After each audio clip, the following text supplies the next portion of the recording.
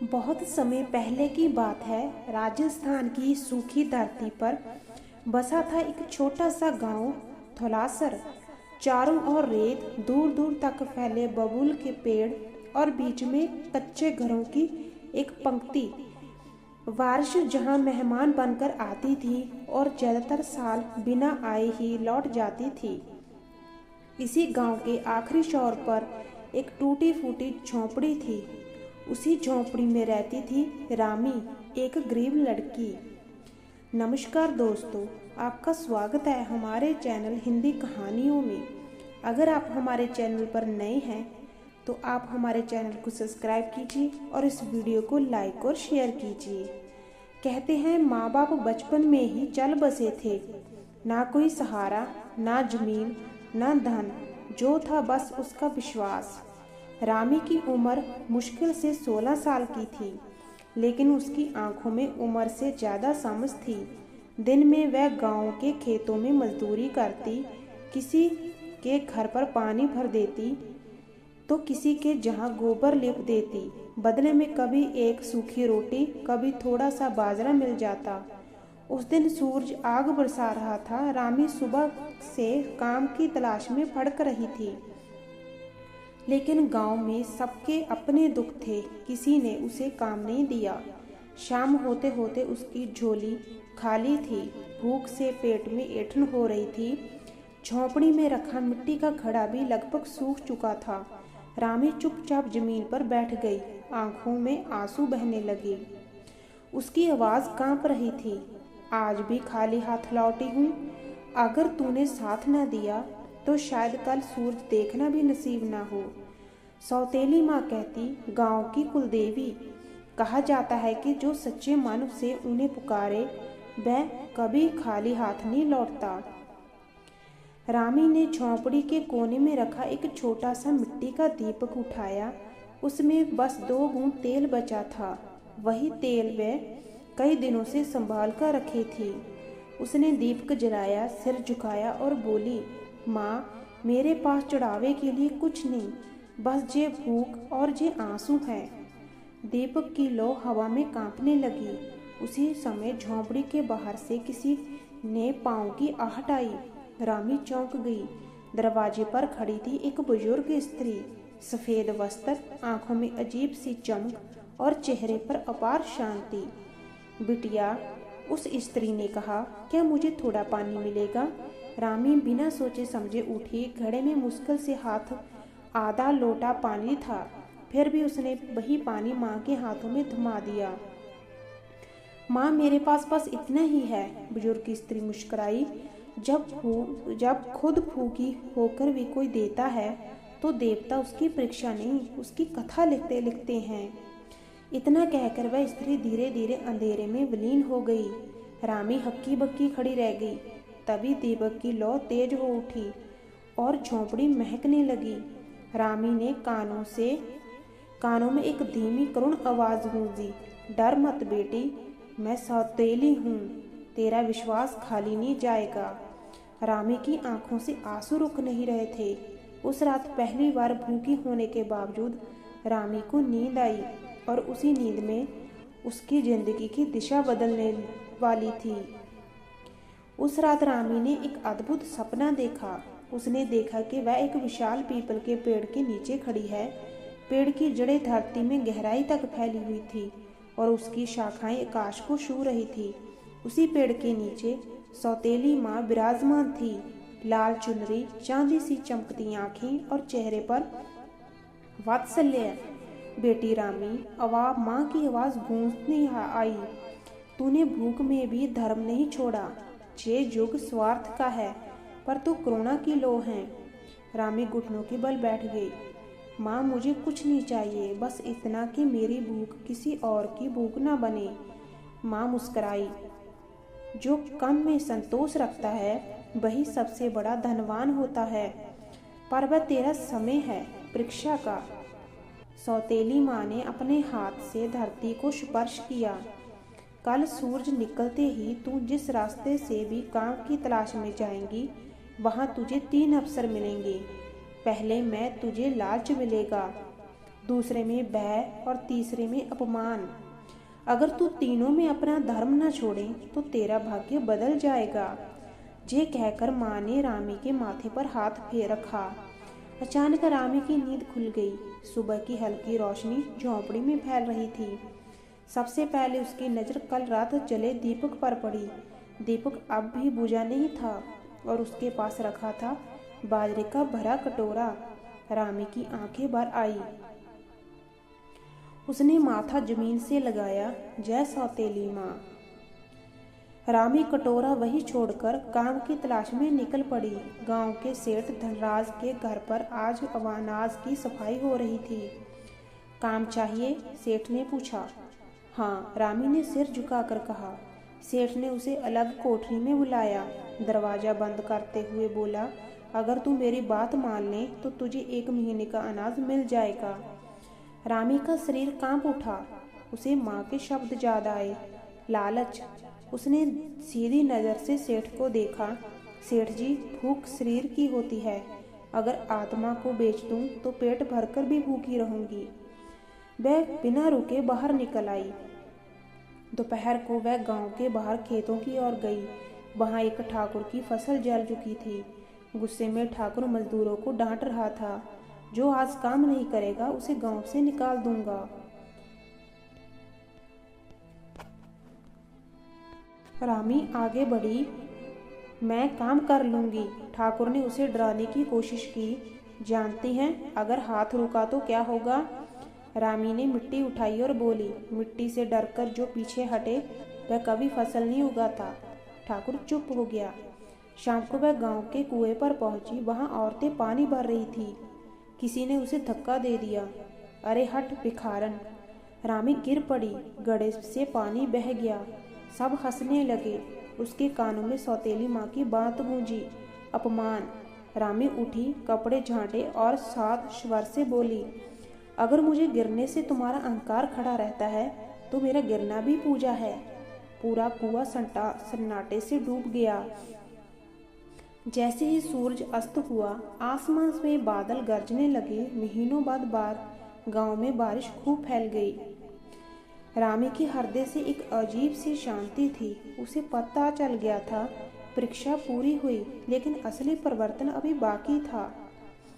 रात गहराने लगी थी। बादल गरज रहे थे। हवा में ठंडक घुल गई।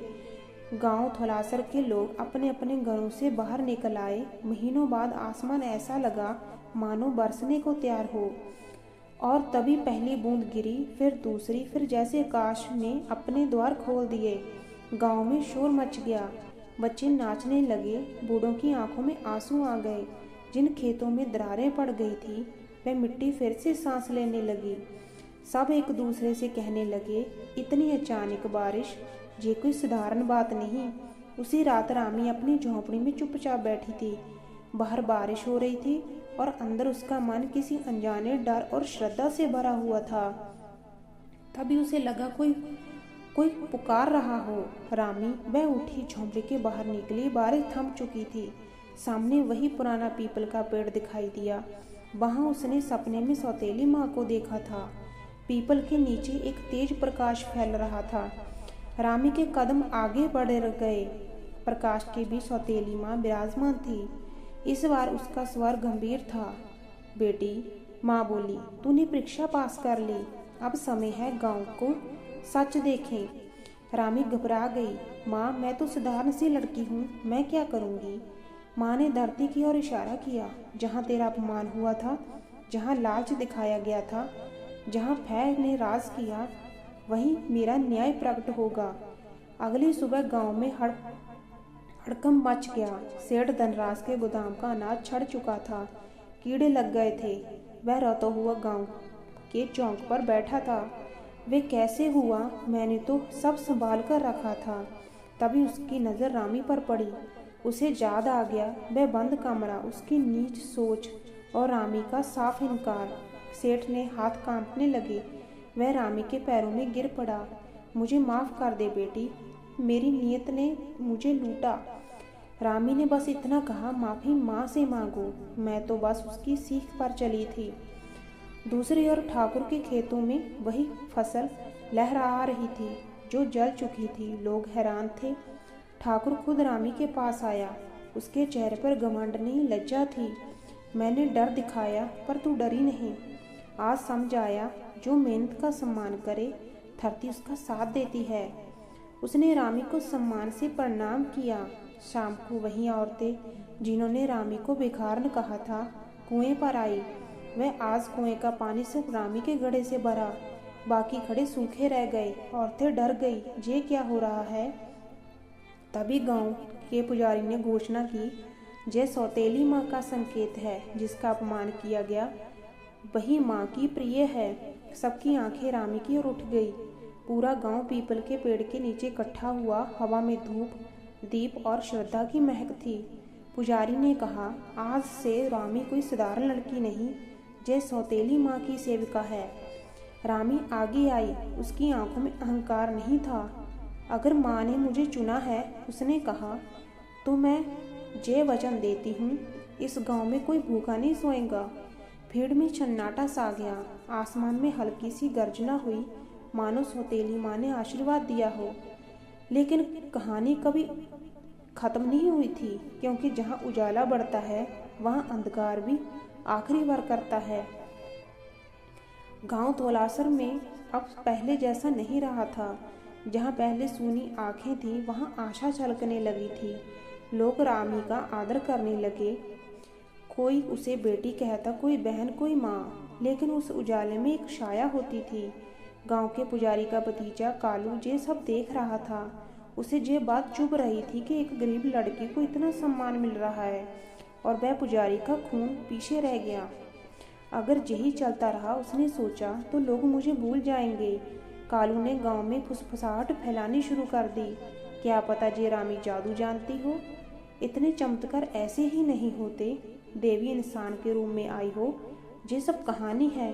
धीरे धीरे लोग शंका में पड़ने लगे। एक रात रामी पीपल के नीचे पहुंची। माँ वह रो पड़ी। लोगों का विश्वास टूट रहा है। तू एक बार प्रकट हो जा। लेकिन कोई उत्तर नहीं मिला, ना प्रकाश, न स्वर, सिर्फ सन्नाटा। रामी समझ गई, ये मौन की परीक्षा थी। कालू की आखिरी चाल चली। उसने अफवाह फैलाने की। गांव के गायें बीमार पड़ गई, क्योंकि रामी का साया अशुभ है। डरे हुए लोग रामी की झोंपड़ी के पास इकट्ठा हो गए। तू जहाँ से चली जा, हम बस मुसीबत मत ला। रामी चुप रही। उसने सिर्फ इतना कहा, अगर मैंने जाने से तुम्हारा डर मिटता है तो मैं चली जाऊंगी। उसने झोंपड़ी खाली कर दी। अगली सुबह रामी गांव छोड़कर निकल पड़ी। ना कोई शिकायत, ना कोई आरोप। रेगिस्तान की तपती रेत, सिर पर जलता सूरज और पैरों में छाले। 3 दिन 3 रात, ना पानी न छाया। तीसरी रात वह जमीन पर गिर पड़ी। माँ, अगर ये मेरी अंतिम सांस है तो भी शिकायत नहीं। आकाश चमक उठा। पीपल नहीं, मंदिर नहीं, खुले रेगिस्तान में सौतेली माँ प्रकट हुई। इस बार उसका स्वर करुणा नहीं, न्याय से भरा था। बेटी, माँ बोली, तूने मेरा नाम नहीं लिया, अपने लिए कुछ नहीं मांगा, यही तुम्हारी अंतिम भिक्षा थी। माँ ने अपनी चुनरी रामी पर रखी। रेत पर हरियाली फैलने लगी। एक जलधारा फूट पड़ी। आज से ये स्थान तीर्थ होगा, माँ बोली, और तेरा नाम इतिहास बनेगा। उधर धौलासर में सब उल्ट पुल्ट हो गया। गायें सच में मरने लगी। कुएं सूख गए, बारिश रुक गई। पुजारी का स्वर आया, सौतेली माँ का क्रोधित थी। पूरा गांव रामी को खोजने निकल पड़ा। जब वह रेगिस्तान में हरे भरे स्थान पर बैठे पाए, सब रो पड़े। लौट आई बेटी, हमने गलती हो गई। रामी खड़ी हुई। उसके चेहरे पर ना क्रोध था, ना घमंड। मैं लौटूंगी, उसने कहा, पर शर्त पर कि जहाँ कोई जाति, कोई अमीर गरीब, कोई छोटा बड़ा नहीं होगा। सबने हाथ जोड़ दिए। आकाश से एक मधुर गर्जना हुई, स्वीकृति का संकेत। रेगिस्तान की इस हरियाली के बीच खड़ा गांव धौलासर अब चुप था। हवा में जैसे रामी के निर्णय का सम्मान कर रही थी। सबकी आंखें जमीन पर झुकी थी। जिसने कभी उसे भिखारन कहा था, आज उसके चरणों में बैठा था। रामी ने चारों ओर देखा। मैं कोई देवी नहीं हूँ। उसकी आवाज़ स्थिर थी। मैं भी तुम जैसी ही इंसान हूँ। भूख लगती है, डर लगता है, फर्क बस इतना है कि मैं विश्वास नहीं छोड़ा। अचानक आकाश में तेज प्रकाश फैला। पीपल का पत्ता हवा में घूमता हुआ रामी के माथे पर आ गिरा। पूरा गांव समझ गया, माँ उपस्थित है। एक दिव्य स्वर गूंजा, थलासर के लोगों, मुझे मंदिर में नहीं तुम्हारे कर्मों में ढूंढो। जो भूखे को खाना दे, जो डर में भी सच बोले, जो अपमान में भी क्षमा रखे, वही मेरा सच्चा भक्त है। सबकी आंखों में आंसू बहने लगे। रामी मेरी शक्ति नहीं, स्वर आगे बोला, मेरी याद है, ताकि जब जब तुम भटको तुम्हें मनुष्यता याद आए। प्रकाश धीरे धीरे लुप्त हो गया। गांव बदला। रामी ने कोई राजगद्दी नहीं ली, कोई सिंहासन नहीं बनाया। उसने सिर्फ इतना किया, हर घर में एक दीपक जलवाया ताकि कोई अंधेरे में ना रहे। हर अन्न भंडार से पहला हिस्सा भूखे का रखा और हर निर्णय में सबसे कमजोर की आवाज़ सुनी गई। कालू जिससे साजिश रची थी, उसने सार्वजनिक रूप से क्षमा मांगी। रामी ने उसे गले लगा लिया। गलती इंसान से होती है, उसने कहा। वर्षों बाद रामी ने देह त्याग दी। कोई मूर्ति नहीं बनी, कोई वह मंदिर नहीं खड़ा हुआ, बस रेगिस्तान में एक छोटा सा स्थान जहाँ आज भी हर साल लोग दीपक जलाते हैं और कहते हैं, सौतेली माँ वहाँ आती है, वहाँ इंसानियत जिंदा हो। और इसीलिए आज भी जब कोई भूखा किसी के दरवाजे पर दस्तक देता है तो थलासर के लोग कहते हैं, शायद सौतेली माँ खुद आई हो। अगर आपको ये कहानी अच्छी लगी तो इस कहानी को लाइक और शेयर कीजिए।